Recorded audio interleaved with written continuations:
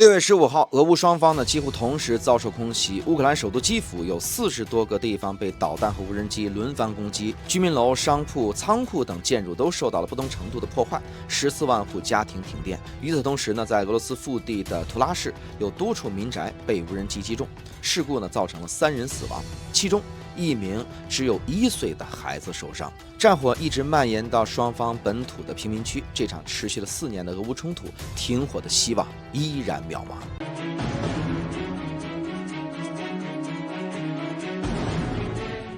大家好，我是謝飛啊，歡迎來到今天的謝飛觀察。那好久沒說烏克蘭的相關的這個消息了啊，最近有一些新的動態值得去分析一下。因為根據烏克蘭空軍透露的信息啊，在當天晚上，俄羅斯方面呢出動了多型的導彈對烏克蘭進行了大規模的空襲，其中就包括了6枚鋯石反艦導彈、34枚的伊斯坎德爾的系列的彈道導彈、30枚巡航導彈以及611架的攻擊型無人機。那這個攻擊範圍基本覆蓋了整個的烏克蘭全境。烏方的防空系統全開啊，成功攔截了所有的巡航導彈和582架的無人機，但是有20枚的彈道導彈、27架的無人機突破了防線，擊中了基輔的42個目標。那麼基輔市的軍事管理局的局長特卡琴科就表示說，此次受損點位遍布全城各個區，民用的建築、這個市場、倉庫、電力設備都受到了破壞。基輔北邊呢有14萬戶居民一度停電。那此次襲擊還波及到了世界文化遺產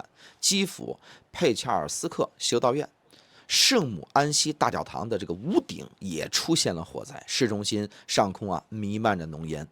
俄方國防部否認針對文化遺產，稱這個建築被毀是由於烏方愛國者防空導彈攔截失誤所致，這就成了一筆糊塗賬了，也說不清了。另外呢，這個哈爾科夫也在當天的空襲當中遭受到了損失，有5名的救援人員在执行任務的時候遇难。俄羅斯方面呢，图拉州州長米利亚耶夫呢，在社交平台上就表示說，15號凌晨的無人机袭擊當中圖拉市西郊的一些村莊裡的這個民宅和商業建築就被擊中了，造成了3人死亡，3人受傷。那麼這個圖拉市位於莫斯科以南大約200公里處是俄羅斯重要的一個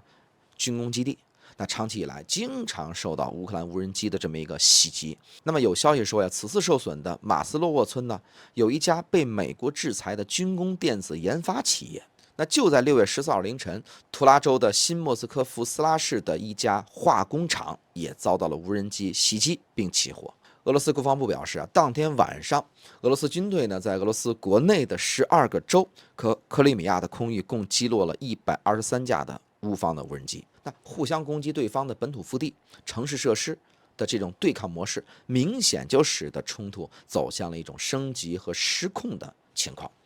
我們回顧整個戰局在5月9號到11號之間，俄烏曾在美國的調解下呢，短暫的停火了3天。我們都認為這有可能是變成一個長期停火的這麼一個過程，但是停火期一過，雙方的攻勢又重新開始了。5月14號，俄軍對基輔發動衝突以來的規模最大的一次空襲當中，出動了超過1500架的無人機和56枚導彈，造成了27人的死亡。那麼5月24號呢，基輔又遭受了大規模的彈道導彈襲擊，俄羅斯方面使用了針數高超音速的導彈。第二天呢，我們看到俄羅斯的外交部就对外發布通知，要求外國公民撤離基輔。那麼到了這個6月份，空襲呢更加頻繁，俄軍連續發動2次大規模的空襲，一共就造成了22人的死亡，上百人受傷。那之後呢，基輔幾乎每天晚上都會響起防空警報。那目前呢，俄烏雙方呢已經進入到了這種以牙還牙、以眼還眼的消耗戰。每次俄羅斯方呢進行大規模空襲之後，烏克蘭就會不斷的派遣無人機深入到俄羅斯境內報復，對能源、化工以及疑似軍工設施進行這種精準打擊。那麼從這個軍事上來說雙方都想通過摧毀對方的後方設施來削弱對方的這種長期作戰的能力。那麼從政治上來說，雖然打擊平民區域会受到很大的這種國際輿論的壓力，但是可以向本國人民交代，顯示自己是這個主動反擊、不被動挨打的這麼一種姿態。但是戰爭不斷升級，對俄烏兩國，我認為都沒有好處。那對於這個烏克蘭來說，這個佩喬爾斯克修道院被襲擊並起火，除了物質上的損失，也造成了很大的这種精神的打擊。世界文化遺產遭到破壞，它必然會引發新一輪的國際輿論的譴責。但是這種輿論壓力是否能夠轉化為實際的軍事援助，仍然存在很大的這種不確定性。那麼對於這個俄羅斯而言呢，距離莫斯科只有200公里，這個腹地城市不斷就遭受到襲擊，那就暴露出俄羅斯本土縱深防空體系的問題。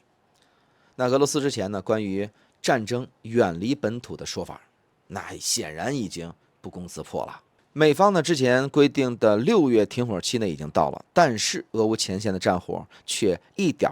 也沒有停止的意思。6月14號呢，俄美高層呢剛剛就這個衝突局勢進行了通話磋商。第二天，基輔和圖拉就同時遭受了空襲。那麼進入到第5個年頭之後呢，談判桌上關於和平的承諾和戰場上的殘酷現實，它之間的這種差距並沒有縮小，反而是越拉越大。那雙方的對立鴻溝也在不斷的拉大。那麼整個俄烏衝突已經進行到第5年了，會有人問，到底這場衝突會持續到什麼時候呢？我們的答案是不知道。最起碼從目前來看，想要談和平還很遙遠。好了，感謝收看這一期的謝飛觀察，希望各位呢點關注，同時將視頻轉發分享出去，讓更多朋友看到。我們下期節目再見。